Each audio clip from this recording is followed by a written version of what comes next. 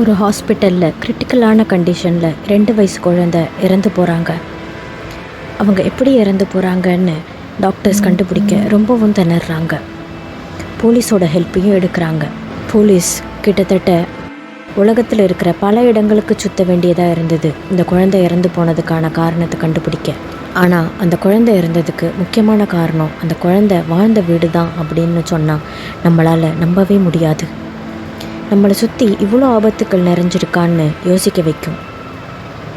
This is Crime Context Channel and you're watching the mystery death of Sunday Abak.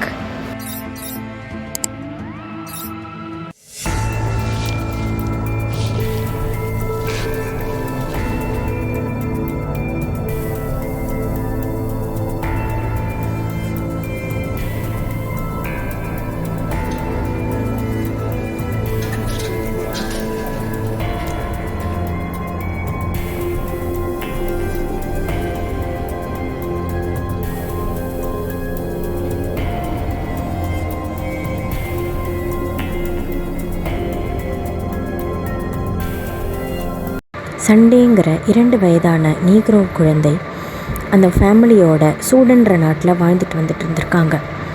அப்போ சூடனில் பெரிய போர் நடந்துட்டு இருந்ததுனால அந்த ஊர்லேருந்து தப்பிச்சு அவங்க சவுத் ஆஃப்ரிக்கா கிட்ட இருக்கிற வேற ஒரு ஊருக்கு வராங்க.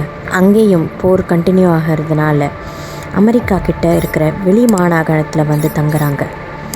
ஆஃப்ரிக்காலேருந்து மூவ் ஆனதுனால சண்டேயோட ஃபேமிலிக்கு இங்கிலீஷ் அவ்வளவா தெரியாது. அதனால் இங்கிலீஷில் இருக்கிற எதையுமே அவங்களால படிக்க முடியல. அப்போ தான் கொஞ்ச நாளில் சண்டேக்கு உடம்பு சரியாமல் போக ஆரம்பிக்குது. சண்டேயோட அப்பா அம்மா பதறி போய் தன் 2 வயது குழந்தையான சண்டேவை தூக்கிக்கிட்டு ஹாஸ்பிட்டலுக்கு விரைகிறாங்க. அந்த ஹாஸ்பிட்டலுக்கு போகவே அவங்க ரொம்பவும் கஷ்டப்பட்டிருக்காங்க. ஏன்னா இங்கிலீஷ் தெரியாததுனால சைன் போர்ட்ஸ் தெரியாமல் பாஷை பேச தெரியாமல் எப்படியோ கண்டுபிடிச்சி ஒரு ஹாஸ்பிட்டலில் போய் அட்மிட் பண்ணியிருக்காங்க தான் குழந்தையான சண்டேவை. சண்டேங்கிற அந்த 2 வயது குழந்தைக்கு தொடர்ந்து வாமிட்டிங்கும் ஃபீவரும் இருந்திருக்கு. டாக்டர்ஸ் அது எதனோட சிம்டம்ஸாக வேணால் இருக்கலான்னு தான் சொன்னாங்க. எனி கைண்ட் ஆஃப் பாக்டீரியாவோ வைரஸோ அந்த மாதிரி ஒரு சிம்டம்ஸை உருவாக்கும்னு தான் டாக்டர்ஸ் நம்பினாங்க. ஆனால் எவ்வளவோ முயற்சி செஞ்சுக்கிட்டு இருந்திருக்காங்க 3 நாளாக. அது எதனால் சண்டேக்கு அந்த மாதிரி ஒரு சிம்டம்ஸ் வர ஆரம்பிச்சிருக்குன்னு. ஆனால் 3 நாளாக போக போக அந்த சின்ன குழந்தை உடம்பு ரொம்ப மோசமாகிக்கிட்டே தான் போயிட்டு இருந்திருக்கு. 3ஆவது நாள் மூளையெல்லாம் வீங்க ஆரம்பிச்சிருக்கு சண்டேக்கு. அந்த குழந்தை கோமாவுக்கும் போயிருக்கு. கோமாவுக்கு போன 2 மணி நேரங்களில் அந்த குழந்தை இறந்தும் போயிருக்கு. சண்டேயோட ஃபேமிலிக்கு இது பெரிய அதிர்ச்சியாக இருந்திருக்கு. ஏன்னா அங்கே இருக்கிற வார்லேருந்து தப்பிச்சு அந்த குண்டு சத்தத்துலேருந்து தப்பிச்சு இங்கே நிம்மதியாக ஒரு வாழ்க்கை வாழலான்னு தான் சண்டேயோட ஃபேமிலி ஆசைப்பட்டு வந்திருக்காங்க. ஆனால் இங்கே வந்து இப்படி தான் குழந்தைய பறி கொடுத்துருவோம்னு சண்டேயோட அப்பா அம்மா துளியும் எதிர்பார்க்கல. அந்த குழந்தைய அடக்கம் செய்கிறாங்க சண்டேயோட ஃபேமிலி. சண்டேயோட சிப்ளிங்ஸுக்கும் கிட்டத்தட்ட சண்டேயோட வயது தான் 4 வயது 6 வயது என்பது போல். ஒரு குழந்தை ஒரு ஃபேமிலியில் திடீர்னு துர்மரணம் அடைஞ்சிருச்சுன்னா அந்த ஃபேமிலி மெம்பர்ஸை தான் போலீஸ் முதல்ல சஸ்பெக்ட் பண்ணுவாங்க. அதனால் சண்டேயோட அப்பா அம்மாவை தான் தொடர்ந்து பல கேள்விகள் கேட்டிருக்காங்க போலீஸ். ஆனால் எல்லாத்துக்குமே அவங்களுக்கு கிளியராக ஆன்சர் இருந்ததுனால அவங்களோட அப்பா அம்மாவை சந்தேகப்படுறதுக்கான காரணம் போலீஸ்க்கு பெருசாக பிடிபடலை. மேலும் சண்டே வாழ்ந்த வீட்டை முழுவதுமாக சோதனை பண்ணியிருக்காங்க. ஏன்னா இது ஏதோ ஒரு பாய்சனிங்கால தான் சண்டேயை இறந்து போயிருக்காங்கன்னு போலீஸும் டாக்டர்ஸும் முழுசாக நம்புகிறாங்க. சண்டே இப்போது வாழ்ந்த அந்த அமெரிக்காவோட வீட்டில் எந்த தடயமும் போலீஸுக்கு பெருசாக கிடைக்கல. இப்போ போலீஸ் சண்டேயோட வீட்டு நெய்பர்ஸை சந்தேகப்படுறாங்க. ஒரு எக்ஸ்டென்சிவ் சர்ச்சும் பல கேள்விகளும் கேட்குறாங்க. ஆனால் அதுக்கு எதுக்குமே சரியான விடை போலீஸ்க்கு கிடைக்கல. பொதுவாக ஒரு அமெரிக்கன் இருக்கிற இடத்துல ஒரு ஆஃப்ரிக்கா ஃபேமிலி வந்தால் அந்த ஃபேமிலியை யாருக்குமே பிடிக்காது. அதனால தான் போலீஸ் நெய்பர்ஸை சந்தேகப்படுறாங்க. ஆனால் இந்த கேஸில் நெய்பர்ஸ்லாம் ரொம்ப ஃப்ரெண்ட்லியாகவும் ஆசையாகவும் தான் இருந்திருக்காங்கன்னு போலீஸ்க்கு தெரிய வருது. இதனால் திரும்பவும் சண்டேயோட பிளட் சாம்பிள்ஸை எக்ஸ்டென்சிவ் பிளட் டெஸ்டிங்க்கு உட்படுத்துகிறாங்க டாக்டர்ஸ். அப்போ தான் அந்த அதிர்ச்சியான தகவல் போலீஸுக்கும் டாக்டர்ஸுக்கும் தெரிய வருது. என்னென்னா சண்டேயோட பிளட்டில் அளவுக்கு அதிகமான லெட் பாய்சனிங் இருக்கிறத கண்டுபிடிக்கிறாங்க டாக்டர்ஸ். லெட்டால் சாகணுன்னா 40 யூனிட்ஸ் ஆஃப் லெட் இருந்தாலே போதும். ஆனால் சண்டேயோட உடம்புலேயும் சண்டேயோட பிளட்லேயும் 500 யூனிட்ஸுக்கு மேலே லெட் இருந்திருக்கு. இதுக்கு என்ன அர்த்தம்னு போலீஸுக்கும் டாக்டர்ஸுக்கும் புரியாமல் இருந்திருக்கு. ஒரு குழந்தை இவ்வளோ கொடூரமாக சாகணும்னு யார் விருப்பப்பட்டு இருப்பாங்க? எதனால் இவ்வளோ அளவுக்கு அதிகமான லெட் பாய்சனிங் அந்த குழந்தையோட உடம்புல இருந்திருக்குன்னு யோசிக்க ஆரம்பிக்கிறாங்க டாக்டர்ஸ். சண்டேயோட ஃபேமிலியில் இருந்த மற்ற ஃபேமிலி மெம்பர்ஸையும் பிளட் டெஸ்ட்டுக்கு உட்படுத்துகிறாங்க. ஆனால் அவங்களுக்கு இருந்த பிளட் லெவலில் எந்த விதமான லெட் பாய்சனிங்குமே இல்லை. அப்போ இந்த ஃபேமிலியில் சண்டேயை மட்டும் டார்கெட் பண்ணது யார்? அந்த கொலைகாரன் ஒருவேளை வேறு யாரையோ டார்கெட் பண்ணி தெரியாமல் சண்டே அந்த கொலைக்கு பலியாகிட்டாங்களா? 2 வயது மட்டுமே ஆன குழந்தைக்கு இவ்வளோ அதிகமாக லெட் உடம்பில் எப்படி போயிருக்குன்னு யோசித்தப்ப போலீஸுக்கு ஒரு சின்ன க்ளூ கிடைக்கிது. பொதுவாக அப்பார்ட்மெண்ட்டில் இருக்கிற பில்டிங்ஸில் இருக்கிற பெயிண்டிங்ஸில் ஏகப்பட்ட லெட் கலந்துருக்கும். அந்த பெயிண்டிங்ஸோட பேஸே லெட்டு தான் அப்படிங்கிறது நமக்கு தெரியும்.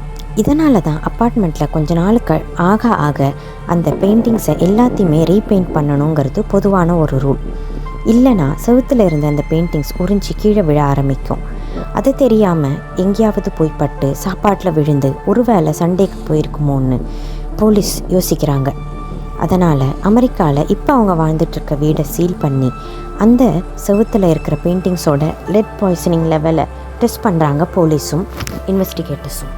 சண்டே அமெரிக்காவில் வாழ்ந்த வீட்டில் லெட்டோட அளவு ரொம்ப 0.1% அப்படி தான் இருந்திருக்கு. அதனால் எந்த விதத்துலையுமே சண்டேயோட உயிருக்கு எந்த ஆபத்தையும் ஏற்படுத்தியிருக்காதுன்னு டாக்டர்ஸ் உறுதியாக சொல்கிறாங்க. சண்டே அமெரிக்காவுக்கு வரத்துக்கு முன்னாடி ஈஜிப்டில் இருந்த ஒரு கேம்பில் தங்கி இருந்திருக்காங்க. சூடானில் வார் நடந்ததுனால அங்கேருந்து தப்பிச்சு ஈஜிப்டுக்கு வந்து அந்த கேம்பில் தங்கியிருக்காங்க. போலீஸ் அதனால் அமெரிக்காவிலேருந்து கிளம்பி ஈஜிப்ட் போய் அங்கே இருந்த ஃபுட் சாம்பிள், வாட்டர் சாம்பிள் இப்படி எல்லாத்தையுமே டெஸ்ட் பண்ணியிருக்காங்க. மேலும் அங்கே இருந்த குழந்தைங்கள்லாம் ஆரோக்கியமாக தான் இருந்திருக்கு. சண்டே மட்டும்தான் இப்படி கஷ்டப்பட்டு இறந்து போயிருக்காங்க. அதனால் இப்போ போலீஸ் என்ன பண்ணுறாங்க அப்படின்னா திரும்பவுமே அவங்க அப்பா அம்மாவை கூப்பிட்டு விசாரிக்கிறாங்க. வேறு எந்த விதத்துலையாவது ஒரு க்ளூ கிடைக்குமான்னு பார்க்குறாங்க. அப்போ தான் சண்டேயோட அம்மா ஒரு விஷயத்தை போலீஸ்கிட்ட சொல்கிறாங்க. சூடனில் நாங்கள் வாழ்ந்த வீட்டில் சண்டே எப்போவுமே பால்கனியில் தான் விளையாடிக்கிட்டே இருப்பதாகவும், சண்டே பால்கனியில் விளையாடும்போது கீழே இருக்கிற பொருள் எல்லாத்தையும் எடுத்து வாயில் போட்டு பாலணும், அதை அவங்க எடுத்து வெளியில் விடுவாங்கன்னும், ஒரு சில சமயம் அது வயிற்று கொத்துக்காமல் சண்டேக்கு அடிக்கடி உடம்பு சரியாமல் ஹாஸ்பிட்டலில் அட்மிட் ஆகி டிஸ்சார்ஜ் ஆகியிருக்கான்னு, சூடனில் வாழ்ந்த போதே ஹாஸ்பிட்டலில் அட்மிட் ஆகி ஒரு சில சமயம் டிஸ்சார்ஜ் ஆகியிருக்கான்னு தெரிய வைக்கிறாங்க. இதனால் போலீஸ் கிளம்பி சூடனுக்கு போகிறாங்க. சண்டே வாழ்ந்த அந்த வீட்டில் இருக்கிற பெயிண்டிங்ஸை செக் பண்ணும்போது தான் போலீஸ்க்கு தெரிய வருது, அது யூஸ்வலான டோஸை விட 400 மடங்கு அதிகமான லீத்தல் டோஸ் அந்த பெயிண்டிங் வால் முழுவதும் இருந்திருக்கு. சண்டே எப்போவும் உட்காந்து விளையாடுற அந்த பால்கனி ஏரியாவில் பெயிண்டிங்ஸ் உதிர்ந்து கீழே விழ ஆரம்பிச்சிருக்கு. சண்டேயோட அம்மா சொன்னபடி சண்டே அதை எடுத்து வாயில் போட்டுக்கிட்டும் இருந்திருக்காங்க. ஆனால் இது தெரியாமல் நடந்த ஒரு விஷயம் இல்லை, இது ஒரு க்ரைம் அப்படிங்கிறது போலீஸ் கொஞ்ச நாள்லேயே கண்டுபிடிக்கிறாங்க. சண்டே வாழ்ந்த அந்த அப்பார்ட்மெண்ட்டில் இருக்கிற பெயிண்டிங்ஸ் எடுத்து லேப் அனாலிஸ்க்கு உட்படுத்தினப்ப சண்டேயோட உடம்புல இருந்த லெட்டும் அந்த பெயிண்டிங்கில் இருந்த லெட்டும் ஒன்றுங்கிறது போலீஸ்க்கு தெரிய வருது. இதனால் அந்த இடத்த வாடகைக்கு விட்ட லேண்ட்லார்டை போய் போலீஸ் விசாரிக்க ஆரம்பிக்கிறாங்க. அவர் பேர் ஜேம்ஸ். அவர் சொல்கிறது என்னென்னா, தன்னோட வீட்டில் இந்த மாதிரி பழைய பெயிண்ட் தான் இருக்குன்னும், அதுக்கு எல்லா டெனன்ட்ஸ்கிட்டையும் தான் ஒரு NDA சைன் வாங்கிட்டதாகவும் சொல்லி ஒரு பேப்பரை போலீஸ்கிட்ட காட்டுறாரு. அந்த பேப்பரில் என்ன எழுதியிருக்குன்னா, இந்த பில்டிங் வாழ்கிறதுக்கு சேஃப்டி இல்லாத பில்டிங், இது பெயிண்ட் பண்ணப்படாத பில்டிங் அப்படின்றது எழுதி அதுக்கு அடியில் அந்த டெனன்ட் சைன் பண்ணியிருப்பாங்க. போலீஸ் அந்த பேப்பரை வச்சு அந்த டெனண்ட்டோட சிக்னேச்சர்ஸ்லாம் கரெக்டானு செக் பண்ணுறாங்க. அப்போ தான் போலீஸ்க்கு தெரிய வருது, அந்த இருக்கிற சிக்னேச்சர்ஸ் எல்லாமே ஃபோர்ஜரி சிக்னேச்சர்ஸ்னும், மேலும் அந்த பேப்பரில் டெனண்ட்டோட ஃபிங்கர் பிரிண்ட் ஒன்று கூட இல்லைன்னும், எல்லாத்துலேயுமே அந்த லேண்ட்லார்டோட ஃபிங்கர் பிரிண்ட், அதாவது ஜேம்ஸோட ஃபிங்கர் பிரிண்ட் மட்டும்தான் இருந்திருக்குங்கிறதையும் போலீஸ் கண்டுபிடிக்கிறாங்க. இதுக்கு என்ன அர்த்தம்னா, அவர் அங்கே இருக்கிற எந்த டெனன்ட்கிட்டையுமே அந்த ஃபார்ம்ஸை கொடுத்து சைன் வாங்கலை.